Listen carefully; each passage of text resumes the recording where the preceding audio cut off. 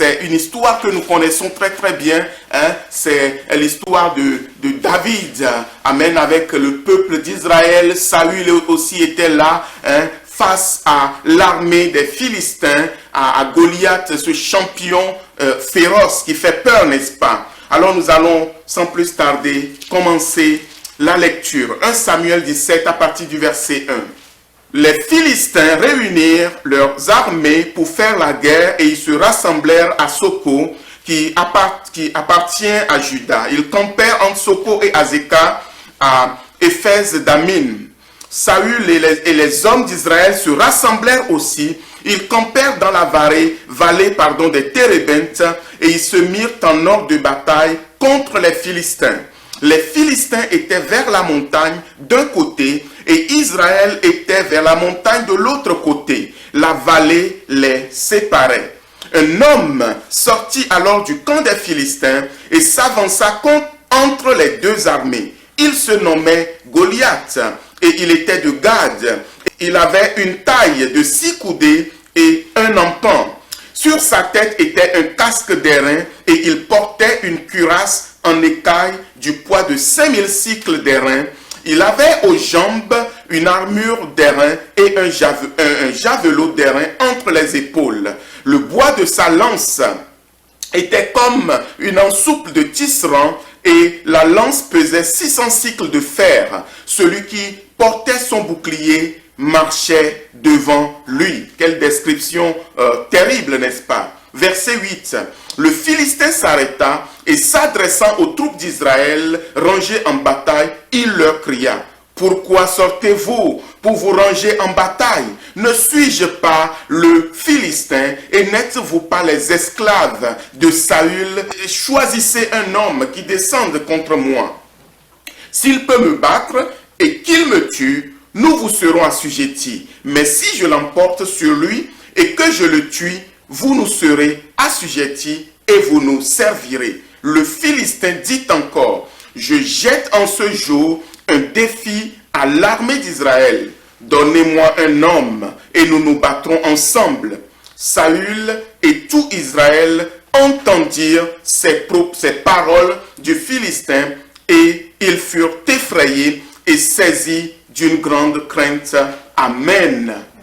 Alors, cette histoire, nous la connaissons très très bien, donc il n'y a pas lieu que je rentre encore dans beaucoup de détails. Amen. C'est ce combat que nous chantions tout à l'heure. C'est cette bataille que nous chantions tout à l'heure. Bien aimés, les temps que nous traversons sont des temps difficiles. Et nous avons réellement besoin de nous confier en l'Éternel. Nous avons besoin de nous appuyer sur lui. Nous avons besoin d'aller dans les Écritures pour aller puiser notre force. Amen.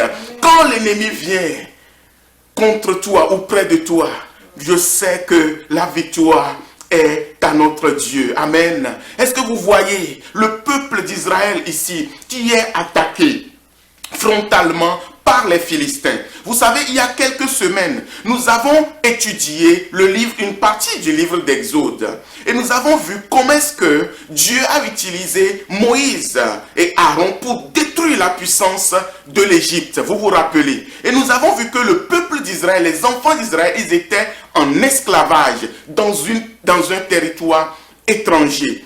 Et avant qu'ils ne soient délivrés, et avant qu'ils ne dépouillent les Égyptiens, il a fallu faire quoi? Il a fallu vaincre la puissance de l'Égypte. Il a fallu détruire la puissance de l'Égypte. Et Dieu les a sortis de là par sa main puissante.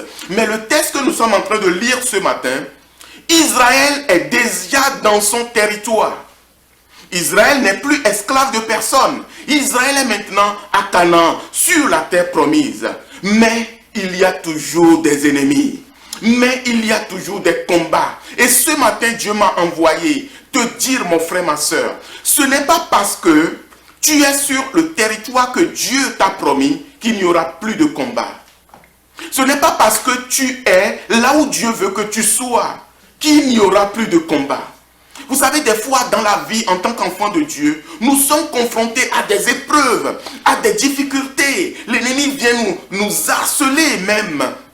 Et parfois, nous nous disons, mais est-ce que je suis au bon endroit?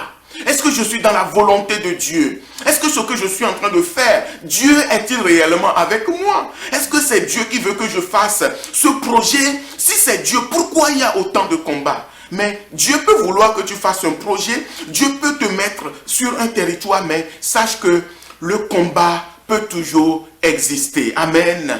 Amen. Le fait d'être sur ta terre promise n'empêche pas l'arrivée des combats. Ça, c'est le premier point que nous devons retenir en tant qu'enfants de Dieu. Amen. Le deuxième point, c'est que nous sommes dans un monde où il y a toujours et il y aura toujours un rapport de force entre l'ennemi et le camp de l'Éternel.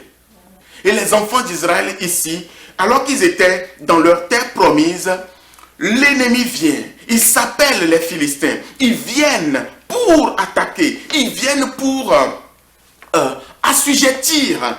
Goliath a dit que celui qui va tuer l'homme fort de l'autre camp, l'autre peuple leur sera assujetti. Amen. L'autre peuple leur sera assujetti. Nous sommes dans un monde de rapport de force perpétuel.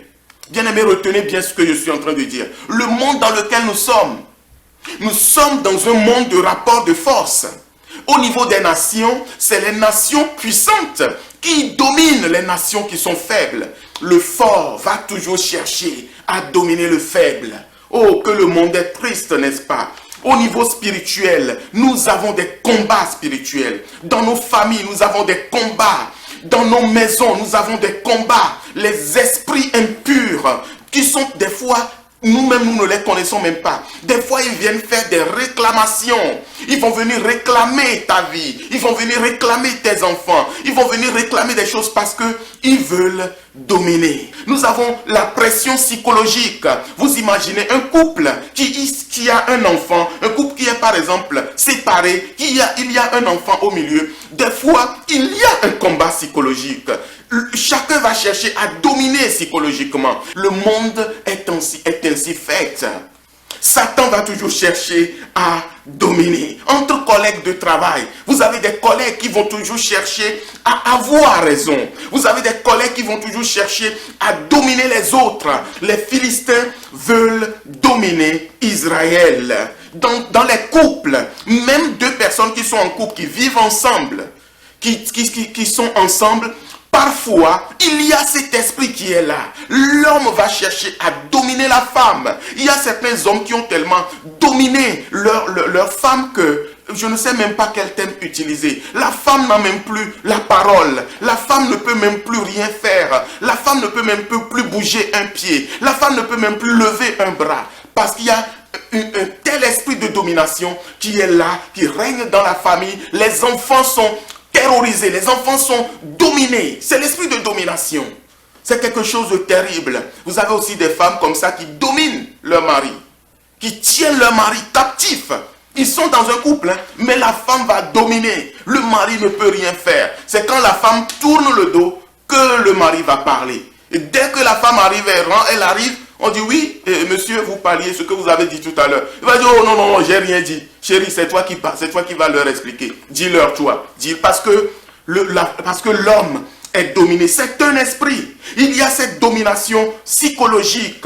Il peut s'agir aussi d'une domination financière. Parce que c'est moi qui te donne l'argent, donc je dois te dominer. Donc tu dépends de moi financièrement, je dois te dominer. Et parfois, je rigole parce que j'ai un parcours avec l'église. J'ai vu des choses. Des fois dans l'église, celui qui apporte plus l'argent à l'église, vous avez des personnes qui sont influentes financièrement, qui ont les moyens, qui contribuent beaucoup à l'œuvre de Dieu. Et si tu es pasteur, si tu n'es pas solide, ces gens vont vouloir te contrôler. Ces gens vont vouloir te dominer. C'est-à-dire qu'en tant que pasteur, tu vas te retrouver sous la coupe d'un groupuscule de personnes parce que c'est eux qui payent telle charge de l'église. Parfois même parce que c'est eux qui payent ton salaire. C'est eux qui mettent tes enfants à l'école. Ils vont te tenir comme en otage, voilà le mot. Tu vas devenir l'otage de ces personnes. Et ils vont faire des choses qui sont à gauche, à droite. Tu ne pourras rien dire. Ils pourront même te convoquer pour dire la prédication que tu as faite dimanche dernier. J'avais l'impression que tu es en train de parler de moi. Oui, c'est des choses qui se passent, bien-aimés. Mais, bien-aimés, cela ne doit pas être ainsi au milieu de nous. Amen. Cela ne doit pas être ainsi au milieu de nous. Et s'il y a quelqu'un ici ce matin, tu te sens dominé par une personne, Dieu va te donner la victoire. Amen. Dieu va te donner la force. Amen. Ils ne peuvent pas continuer à te dominer. Alors je continue ma lecture au verset 12. Or David était le fils de cet Éphratien de Bethléem de Juda nommé Isaïe, qui avait 8 fils et qui du temps de Saül était vieux et avancé en âge. Je vais jusqu'au verset 16. Le Philistin s'avança matin et soir. Il se présenta pendant 40 jours.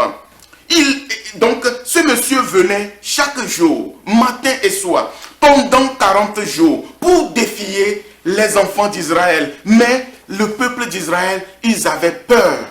Ils étaient terrorisés. Amen. Pourquoi? Parce que le peuple était dominé. J'aimerais que vous me suivez ce matin. C'est normal que nous ayons des combats avec les gens de l'extérieur. Amen. C'est normal. Mais ce n'est pas normal qu'il y ait des combats au milieu de nous. Ce n'est pas normal que dans une même famille, vous cherchiez à vous dominer entre vous. Vous êtes en train de vous détruire. Ce n'est pas normal que dans une même église, vous cherchiez à vous dominer entre vous. Ce n'est pas possible. Amen. Vous savez, au verset 8 de 1 Samuel 17, Goliath, il a dit une parole forte. Il a dit, n'êtes-vous pas les esclaves de Saül? L'ennemi a mis le doigt sur une dérive.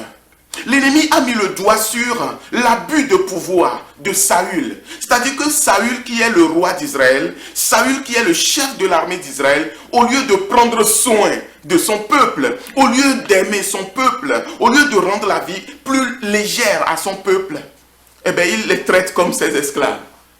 Il leur a mis des amendes et des taxes et des impôts et des cotisations. Donc le peuple gémissait sous sous l'autoritarisme de Saül. Et l'ennemi a identifié cela. Amen. Jésus a dit une parole très forte. C'est dans Matthieu chapitre 20 au verset 25. Il a dit que les chefs des nations les tyrannisent. Il les maltraite, il les domine. Mais vous, que cela ne soit pas ainsi pour vous. Matthieu 20, 25. Que cela ne soit pas ainsi pour vous. Parce que nous sommes la famille de Dieu. Est-ce que vous imaginez dans une église où le pasteur tyrannise le peuple? Tous les anciens ont peur. Tous les diacres tremblent. Tous les responsables de service, donc tout le monde vit dans la peur. Dans chaque département, dans chaque service, chaque responsable tyrannise ceux qui sont sous son autorité.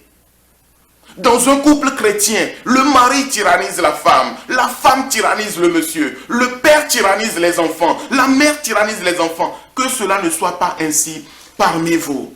Si vous laissez la tyrannie rentrer dans vos vies, parce que le Saint-Esprit m'a beaucoup insisté sur ce point, bien aimé. La tyrannie doit être bannie au milieu de l'église.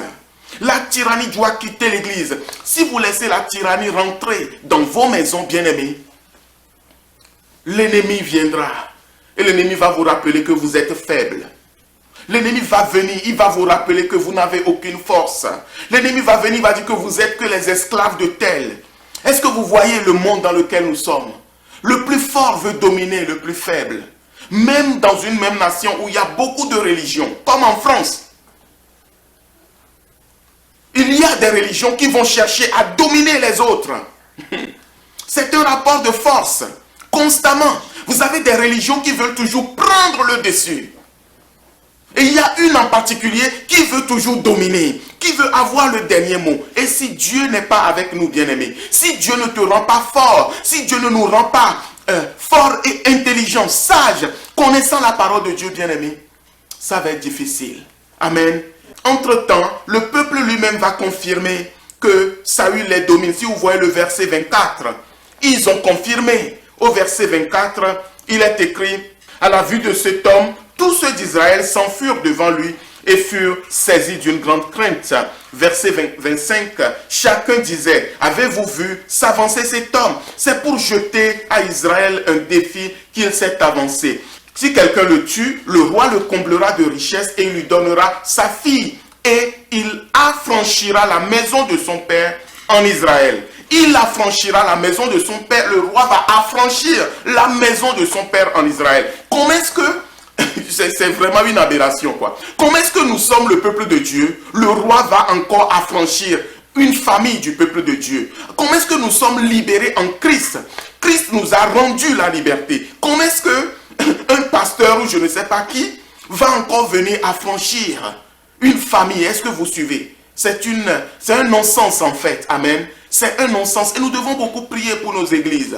Nous devons beaucoup prier pour que dans nos églises, il n'y ait que l'amour. Amen. Dans nos églises, il n'y ait que la joie. Dans nos églises, il n'y ait que vraiment le soutien mutuel, qu'il n'y ait que l'encouragement. Amen. Et vous qui êtes parents, je vous encourage à donner à vos enfants vraiment qu'ils puissent avoir confiance en eux. Si vous ne renforcez pas la confiance en soi de vos enfants, dehors ils vont se faire piétiner. Dehors, ils vont se faire malmener. Bien aimé, écoutez-moi très bien. C'est un enseignement que pour moi, vous savez, moi aussi j'ai des enfants. Et je sais de quoi je parle. Je sais de quoi je parle. Si vous n'aimez pas vos enfants, si vous ne les encouragez pas, si vous ne leur donnez pas la clé pour pouvoir résister dehors, si vous les tyrannisez, bien aimé, le monde va les humilier. Amen. Parce que l'oppression va fragiliser la confiance en soi. Et quand on n'a pas confiance en soi, on est vulnérable. Et je sais de quoi je parle. Quand vous avez grandi dans un climat où il n'y a que la terreur, il n'y a que la violence, il n'y a que la peur, dehors tu n'as pas confiance en soi. Et Dieu veut que dans son église, bien-aimé, nous puissions, comment dirais-je, renforcer la confiance en soi du peuple.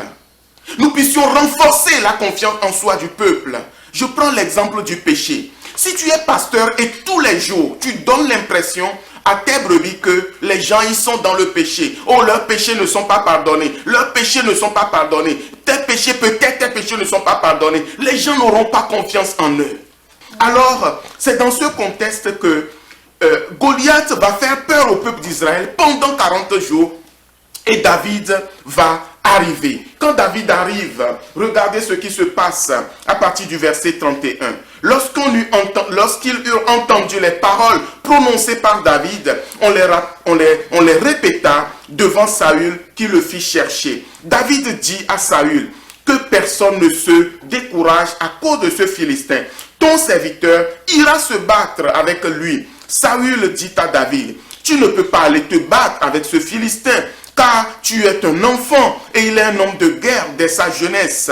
David dit à Saül, ton serviteur faisait paître les brebis de son père, et quand un lion, un ours venait enlever une du troupeau, je courais après lui, je le frappais et j'arrachais la brebis de sa gueule. S'il se dressait contre moi, je le saisissais par la gorge et je le frappais et je le tuais. C'est ainsi que ton serviteur a terrassé le lion, l'ours, et il en sera ainsi du Philistin, de cet incirconcis, comme de l'un d'eux, car il a insulté l'armée du Dieu d'Israël. David dit encore, l'Éternel qui m'a délivré de la griffe du lion et de la patte de l'ours, me délivrera aussi de la main de ce Philistin. Et Saül dit à David, va et que l'Éternel soit avec toi. Saül fit mettre ses vêtements à David. Il plaça sur sa tête un casque d'airain. Il le revêtit d'une cuirasse.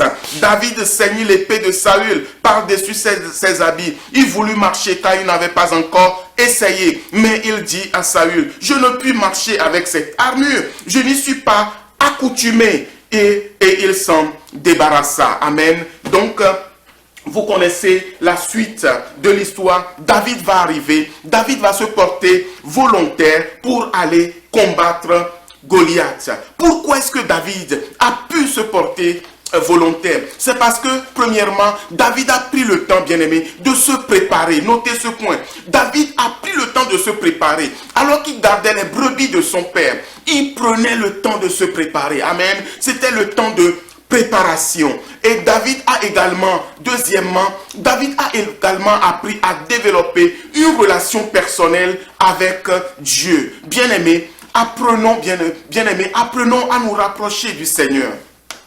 Apprenons à développer une relation personnelle avec le Seigneur. Apprenons à nous rapprocher de lui dans la prière et dans la méditation. Amen. Ne nous laissons pas intimider par l'ennemi qui est en face, l'ennemi qui veut te dominer, l'ennemi qui veut t'humilier. Prends le temps, mon frère, ma soeur, de te préparer. Prends le temps de développer ta relation avec Dieu. Amen. Et le point suivant, c'est que David n'était pas venu sur le champ de bataille les mains vides. Amen. David n'était pas venu sur ce champ de bataille les mains vides. On va y arriver encore un peu plus en profondeur. Il est venu avec quoi? Avec un bâton, mais surtout avec une fronde. Il est venu avec une fronde. Amen. Il n'est pas venu les mains vides. Le temps de la préparation, le temps du développement de notre relation avec Dieu est un temps extrêmement important. Amen. Et deuxièmement, quand tu viens sur ton champ de bataille, ne viens pas les mains vides.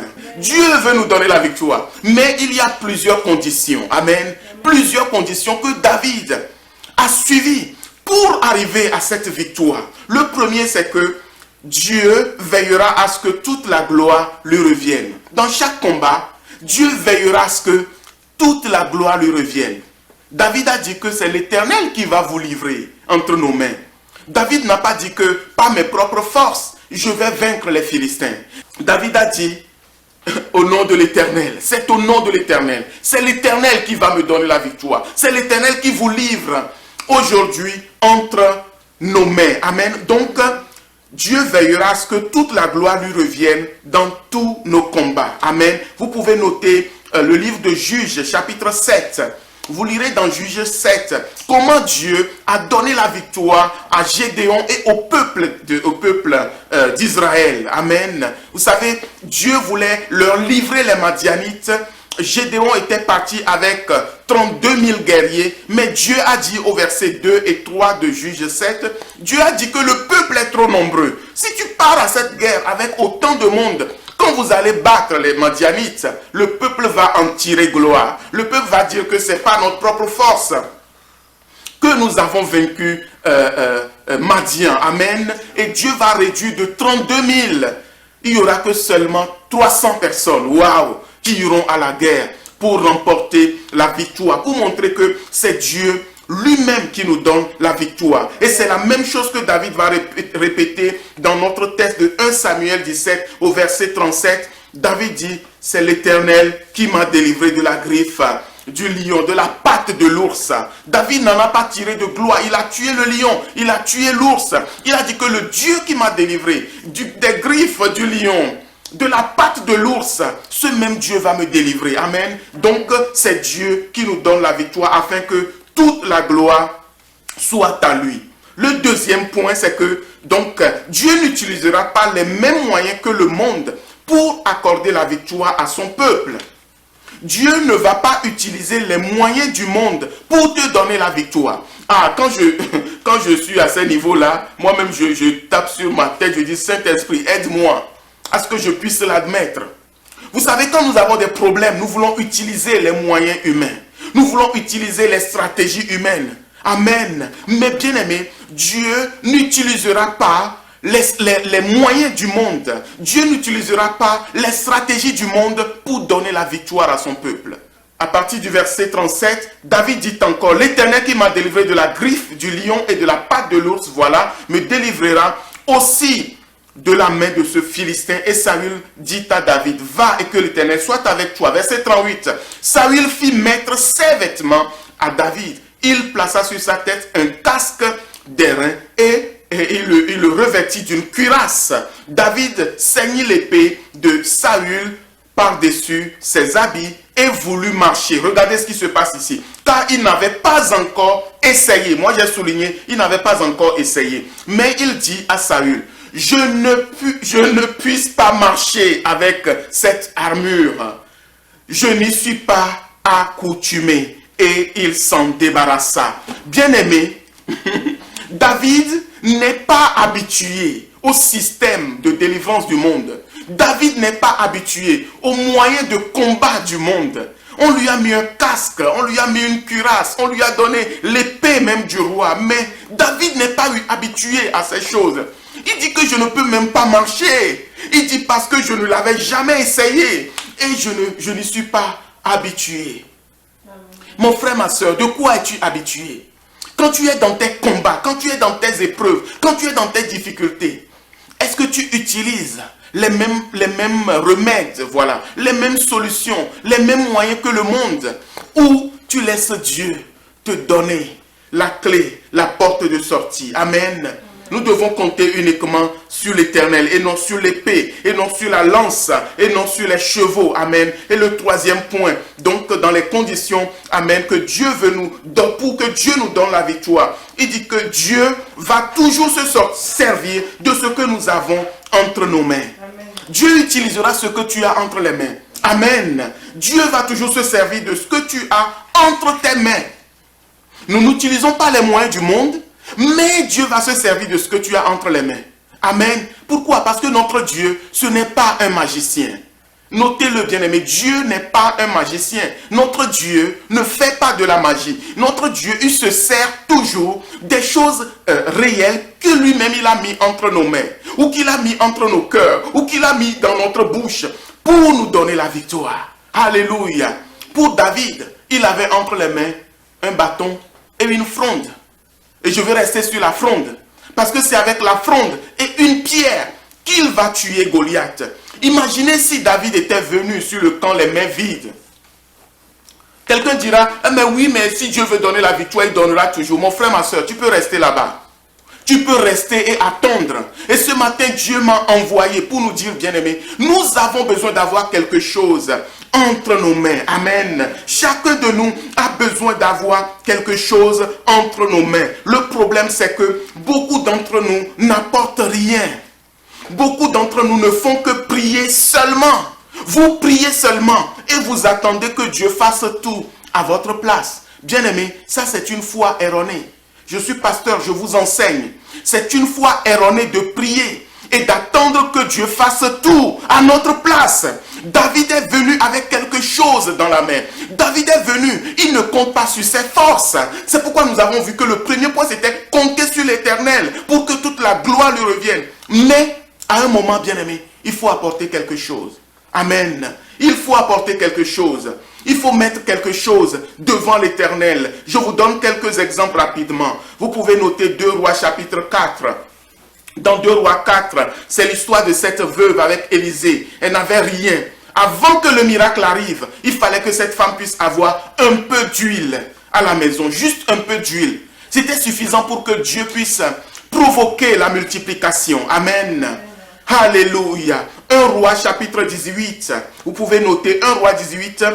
C'était le combat entre Élie et les prophètes de Baal, etc. Quand Élie va dire que la pluie va arriver bientôt, Élie a prié, il a prié. Qu'est-ce que Dieu a fait? Il y a eu un petit nuage. C'est très important. C'est-à-dire que c'est de ce petit nuage que Dieu a envoyé la pluie. Amen. C'est de ce petit nuage, il faut que quelque chose soit présenté. C'est jusqu'à ce que le serviteur ait dit, il y a un petit nuage, c'est là où le miracle est arrivé. Je vous laisse d'autres tests encore dans Matthieu 14. Vous avez 2 exemples. La multiplication du pain. La multiplication du pain. Vous savez, quand Jésus a multiplié le pain, Jésus n'a pas pris des pierres pour en faire du pain.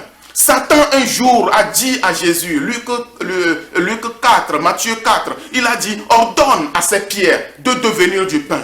Jésus l'a dit, non, ça ne marche pas comme ça. À chaque fois que Jésus a multiplié du pain, il a pris du pain pour multiplier. Amen. C'est à partir du pain qu'il fait la multiplication. Jésus n'a jamais pris une pierre pour en faire des pains. C'est pour dire que, bien aimé, chacun d'entre nous, nous devons être comme David. Qu'est-ce que David a fait? Le temps que David était dans les champs avec les brebis de son père, David s'entraînait. Notez ce mot, bien aimé. David s'entraînait. Oh, David s'entraînait avec la fronde. Il s'entraînait avec la fronde. Il pouvait tirer sur un oiseau, un tout petit oiseau qui était très loin. Amen. J'imagine, il s'entraînait. Mais avec les armes, avec la cuirasse, avec l'épée, il a dit que je n'y suis pas habitué. Il a dit que je n'y suis pas habitué. Amen. Il a dit je n'y suis pas habitué. Mais il est habitué à la fronde. C'est-à-dire que Dieu a donné en fait à chacun d'entre nous quelque chose, un talent, une capacité capacité avec laquelle nous devons nous entraîner, avec laquelle nous devons nous exercer, amen, avec laquelle nous devons nous perfectionner, afin que le jour où l'Éternel veut te donner la victoire, le jour où l'Éternel veut délivrer son peuple, peut-être c'est au travers de toi. Peut-être c'est au travers de toi que l'Éternel va apporter, amen, cette victoire extraordinaire. Amen, cette victoire extraordinaire. Genèse 8, 22, la Bible nous dit que tant que la terre subsistera,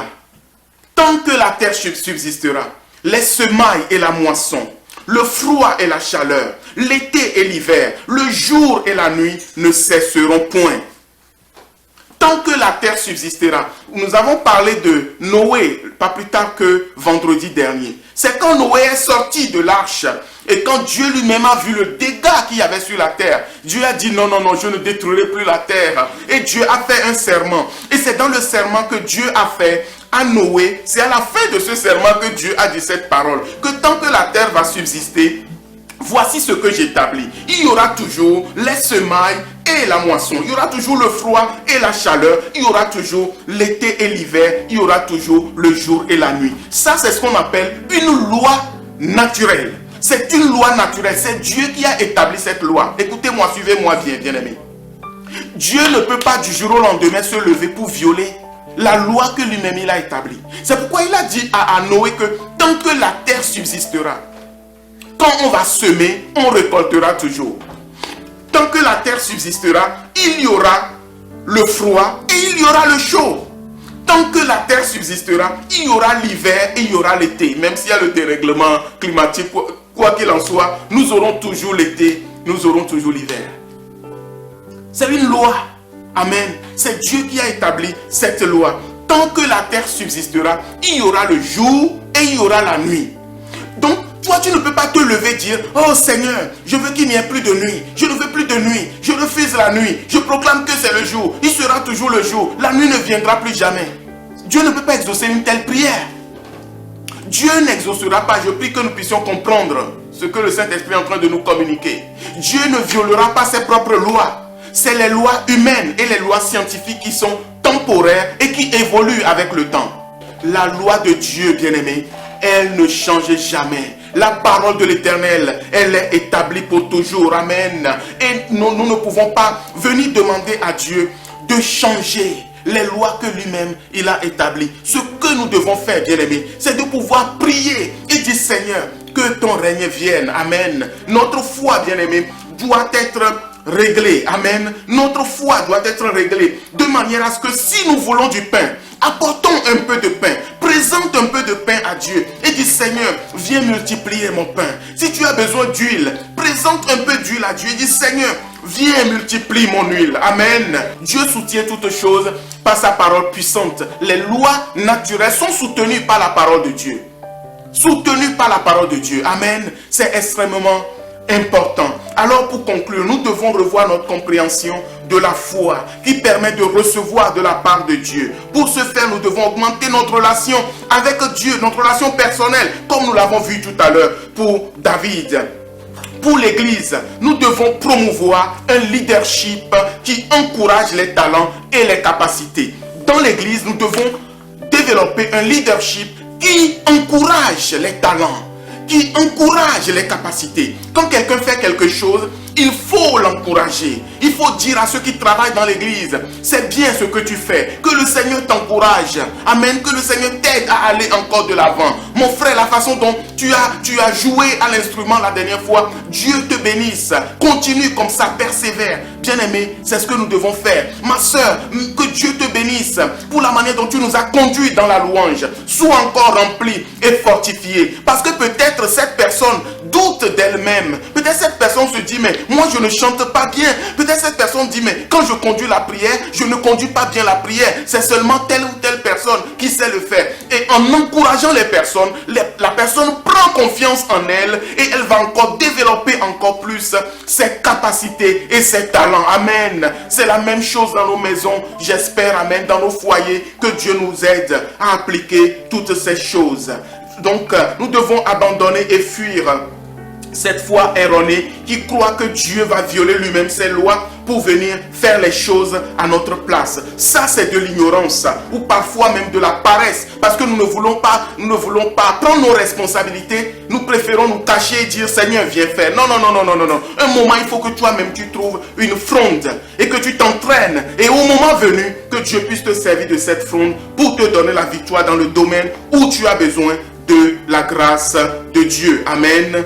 Dès le jour du combat, notre Dieu va t'aider, il va se servir de cette arme pour te donner la victoire. Amen. Voilà la pensée que Dieu a pour nous ce matin. Nous croyons que le Seigneur veut nous donner la victoire dans différents domaines. Amen. De nos vies, dans l'église. Amen. Dans nos familles, le Seigneur veut nous donner la victoire. Amen. Que Dieu vous bénisse. Amen. Que Dieu vous encourage dans vos combats et que Christ triomphe pour chacun de vous ce matin dans le nom de Jésus. Amen.